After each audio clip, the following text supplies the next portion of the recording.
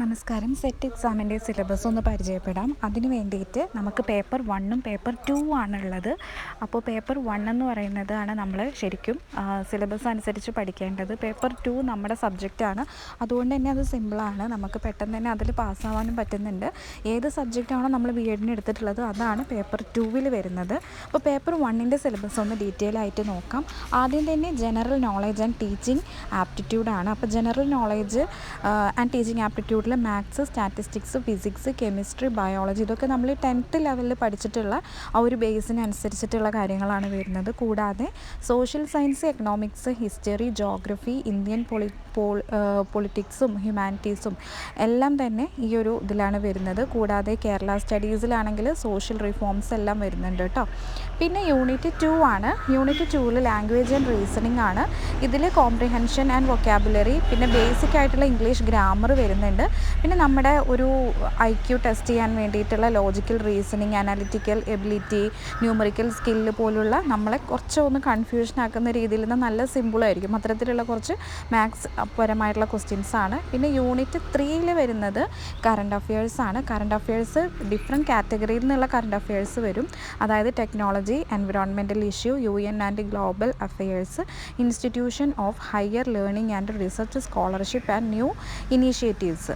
പിന്നെ വരുന്നത് യൂണിറ്റ് 4 ആണ്. യൂണിറ്റ് 4 അത്യാവശ്യമുണ്ട്. നമ്മൾ ബി എഡിന് പഠിച്ചിട്ടുള്ള കാര്യങ്ങൾ തന്നെയാണ്. അതുകൊണ്ട് ബി എഡിലെ ആ ടെക്സ്റ്റൊക്കെ ഒന്ന് പൊടിതട്ടി എടുത്താൽ മതിയാകും.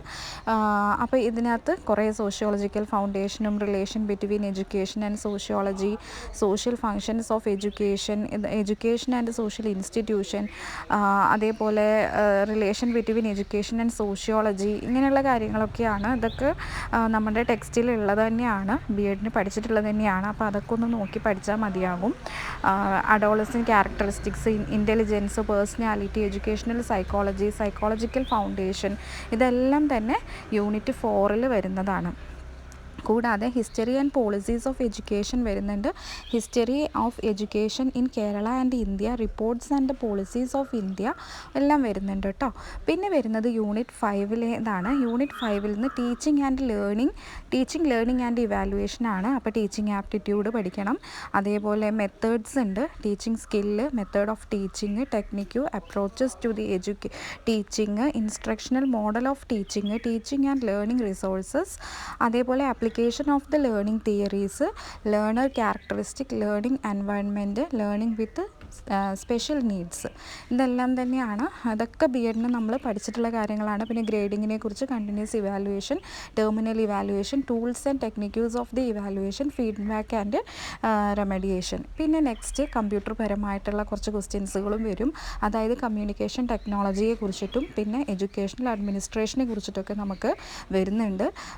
അതാണ് നമ്മുടെ ലാസ്റ്റ് ചാപ്റ്റർ. അത് computer and ICT, basic computer knowledge, basic network and internet and office tools, ICT, പിന്നെ research action, reporting, types of research in education ഇതെല്ലാം തന്നെ വരുന്നുണ്ട്.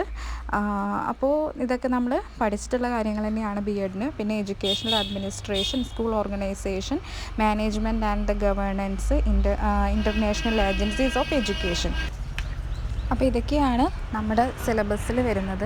അപ്പോൾ എല്ലാവരും നോട്ടിലേക്ക് സിലബസ് നന്നായിട്ട് എഴുതിയെടുക്കുക. ചിട്ടയായ ഒരു പഠനത്തിന് ഏറ്റവും അത്യാവശ്യമായിട്ടുള്ളത് നമ്മൾ ആദ്യം തന്നെ സിലബസ് എന്താണെന്ന് മനസ്സിലാക്കുക എന്നുള്ളതാണ്. അപ്പോൾ നമുക്ക് 120 മിനിറ്റ്സാണ് എക്സാമിന് വരിക. രാവിലെ പേപ്പർ 1ഉം ഉച്ചയ്ക്ക് ശേഷം പേപ്പർ 2 അങ്ങനെയാണ് വരാറുള്ളത്. അപ്പോൾ രാവിലത്തെ എല്ലാ എക്സാമിനും 120 ക്വസ്റ്റ്യൻ വീതമാണ് വരുന്നത്. 120 മിനിറ്റുമാണ് നമുക്ക് കിട്ടുക.